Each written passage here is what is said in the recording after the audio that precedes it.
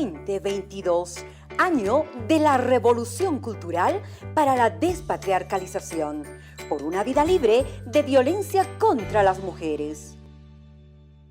Hola chicos, ¿cómo están? Reciban ustedes una calurosa bienvenida. Quien les habla es el profesor Henry Calle y conmigo aprenderemos el movimiento compuesto o la independencia de los movimientos para la materia de física. Así que te voy a pedir que te pongas cómodo, ve por tu material, pon mucha atención que en instantes comenzamos.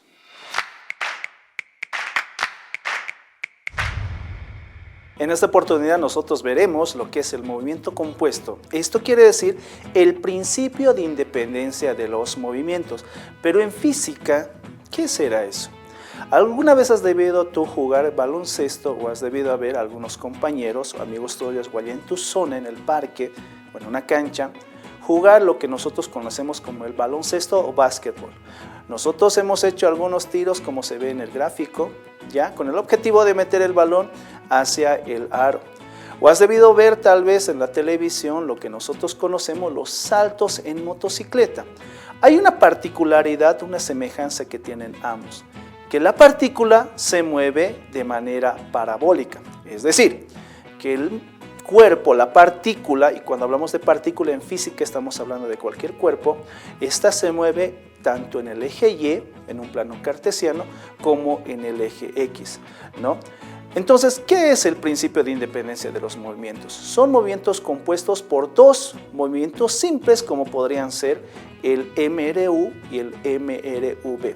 Es decir, el movimiento rectilíneo uniforme y el movimiento rectilíneo acelerado o variado. Cuando nosotros tenemos un movimiento rectilíneo uniforme, cuando la partícula se mueve en el eje X, la característica de este movimiento es que la velocidad permanece constante.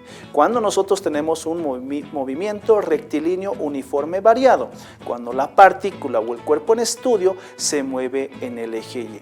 La unión básica de estos dos tipos de movimientos da lugar a lo que es el movimiento compuesto o el principio de independencia de los dos movimientos. ¿Qué tiene de particular ambos movimientos? Es decir, que en ambos casos el tiempo o la variable tiempo permanece constante, es decir, que en ambos casos el tiempo viene a ser el mismo. ¿Quién enuncia este principio de independencia? Miren que fue Galileo Galilei en 1595, hace mucho tiempo. Esta persona dijo que los movimientos componentes en un movimiento compuesto se desarrollan independientemente el uno del otro, es decir, que tanto el movimiento en el eje X como el movimiento en el eje Y se mueven como si el otro no existiera, de manera independiente. Esto lo dijo y esto lo vio y lo observó Galileo Galilei en esos tiempos.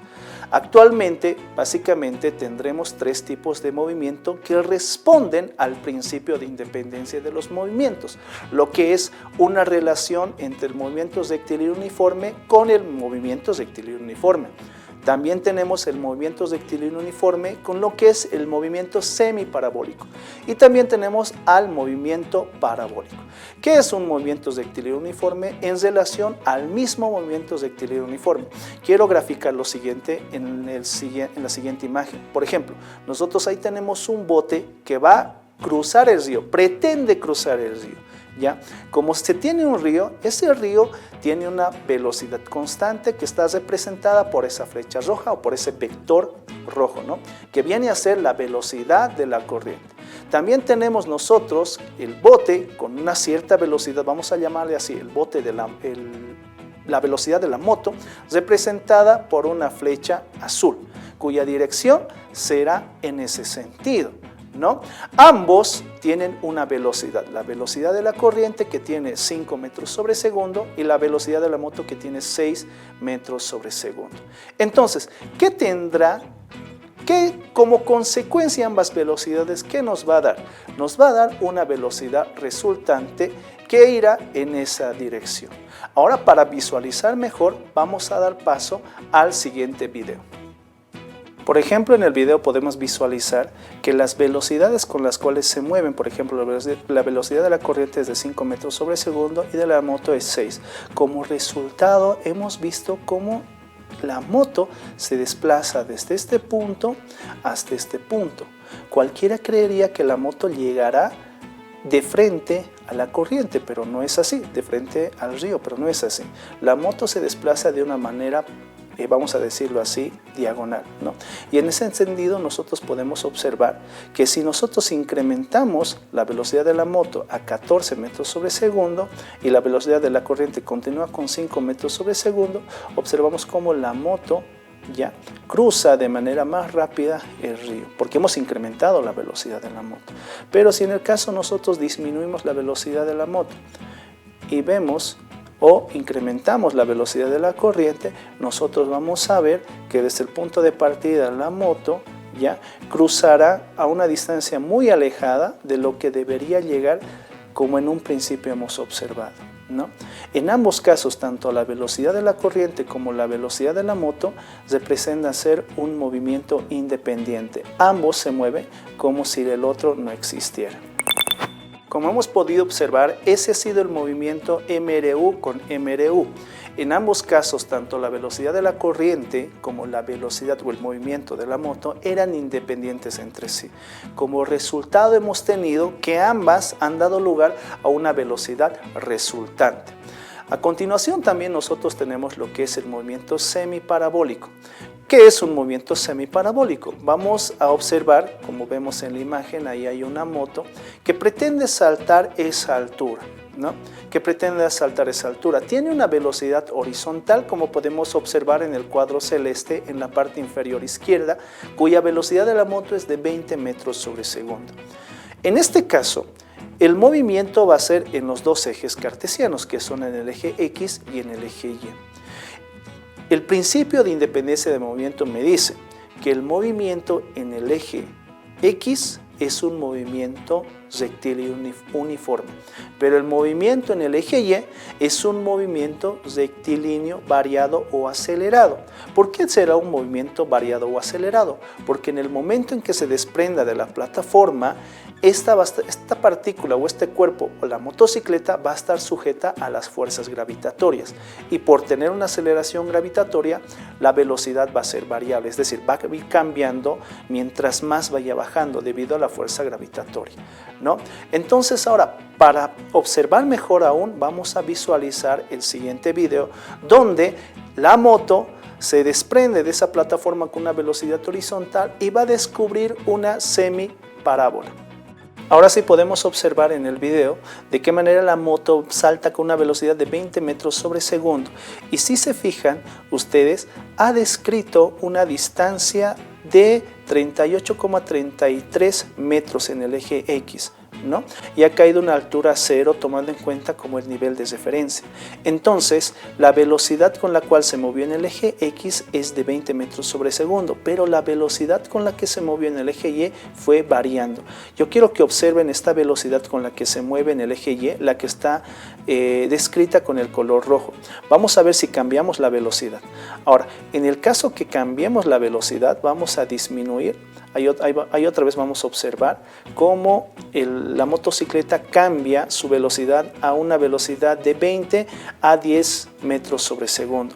Y vamos a observar, mira cómo la velocidad en el eje Y varía, pero la velocidad en el eje X no cambia, sigue siendo 10 metros sobre segundo. Ese es el movimiento compuesto y eso es lo que nosotros podemos visualizar y diferenciar cuando hablamos del principio de independencia de los movimientos. La velocidad en el eje X permanece constante, pero la velocidad en el eje Y va a ser variable. Como hemos observado en el movimiento semiparabólico, la partícula fue de manera horizontal, o es decir, el motociclista tuvo un movimiento horizontal y describió esa trayectoria. Cuando describe esa trayectoria, el cuerpo estaba sometida a dos fuerzas. Uno es la fuerza gravitatoria que le jala hacia abajo, o es decir, que atrae al cuerpo hacia el centro de la Tierra, ¿ya? Y en ese punto llegó el cuerpo y también tuvo una velocidad en el eje X. Como resultado fue un movimiento rectilíneo uniforme y el otro fue un movimiento rectilíneo uniforme variado. Ahora vamos a ver lo que es el movimiento parabólico, el tercero de los movimientos de independencia del movimiento. Por ejemplo, ahí tenemos una motocicleta que describió una parábola, ya cuya velocidad fue de 20 metros sobre segundo, como podemos ver u observar en el recuadro celeste que está en la parte inferior izquierda, ¿no? Hay una particularidad bien grande que ocurre aquí también, que la velocidad en el eje X, que ahí está con 14,14 metros sobre segundo, va a permanecer constante, a diferencia de la velocidad en el eje Y, es decir, que esa velocidad va a iniciarse con 14,14 metros sobre segundo, va a llegar a un máximo cuya velocidad va a ser 0 y a partir de ahí esa velocidad va a empezar a disminuir. La particularidad de este movimiento, repito, es que la velocidad en el eje X permanece constante. Vamos a visualizar el siguiente video. Como podemos observar, aquí tenemos un motociclista que salta de manera parabólica con una velocidad de 20 metros sobre segundo. La distancia que recorre es de 40,816 metros, una distancia en X, pero quiero que observes cómo la velocidad en el eje X permanece constante, pero la velocidad en el eje Y es variable, ¿no? Ese es el principio de independencia, que ambos movimientos se mueven de manera independiente, tanto en la velocidad en el eje X, aunque sea semiparabólico o parabólico, la velocidad en este eje es la misma, es decir, es constante, respondiendo en movimientos rectilíneo uniforme, pero la velocidad en el eje Y viene a ser variable debido a la aceleración de la gravedad. Esto es lo que Galileo Galilei observó y esto es lo que nosotros observamos día a día cuando observamos el movimiento de una partícula de manera parabólica. Y para concluir, te voy a pedir que revises los textos emitidos por el Ministerio de Educación para que puedas fortalecer más aún tus conocimientos en esta parte de física. Y además pedirte que te vacunes contra el COVID y pedir a los papás que autoricen a sus hijos a vacunarse o a completar el esquema de vacunación, para que cuando tú estés dentro del aula estemos libres de esta enfermedad y sea una educación más segura. Sin más que decir, me despido hasta otra oportunidad. 2022, año de la revolución cultural para la despatriarcalización, por una vida libre de violencia contra las mujeres.